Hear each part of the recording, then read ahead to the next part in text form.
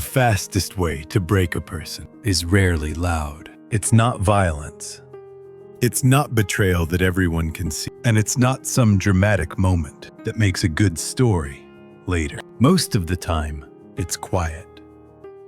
Constant correction. Endless small comments. Someone pointing out what you did wrong. Again and again and again. At first, it sounds like concern. I'm just worried about you. I've been through this before. Trust me.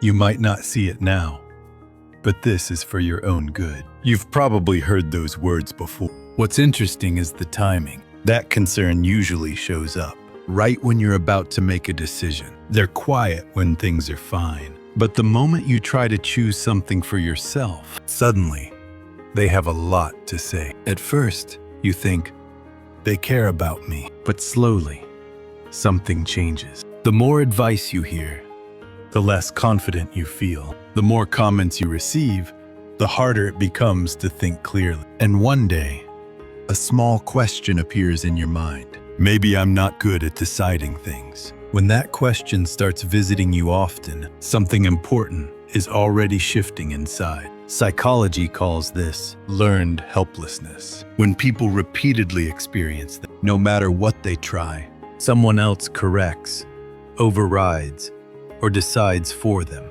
they eventually stop trying. First, you speak up. Then, you explain yourself. Then, you hesitate. And finally, you stay quiet. Not because you agree, but because it's exhausting. At that point, what breaks is not your self-esteem. It's your sense of control. Your sense of control is the feeling that you are the one steering your own life. When that disappears, you're still moving, still functioning. But you're no longer in the driver's seat. Here's the ironic part. The person who corrects you the most slowly becomes your internal voice. Before deciding anything, you think, what would they say?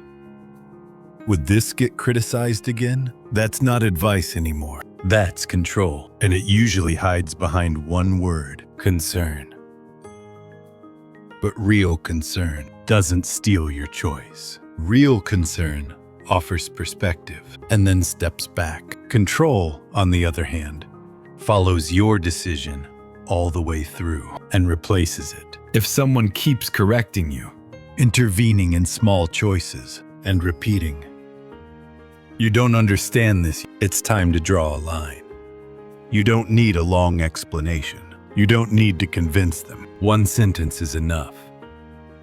"This is my decision." That sentence isn't aggressive. It isn't rude. It's a quiet declaration that you're taking the steering wheel back. A sense of control doesn't return all at once. It comes back through small choices. What you eat, when you rest, how you end your day. You're allowed to make mistakes. You're allowed to be wrong. What matters is that your life is no longer operated by someone else's constant commentary. Life isn't about becoming perfect. It's about becoming someone who chooses again. If someone came to mind while listening, and you found yourself quietly smiling, you already understand this more deeply than you realize. If this reflection helped you breathe a little easier, consider subscribing and liking the video. We'll continue searching for life's clues together. This was Life's Clues. I'm Siwal Haydam.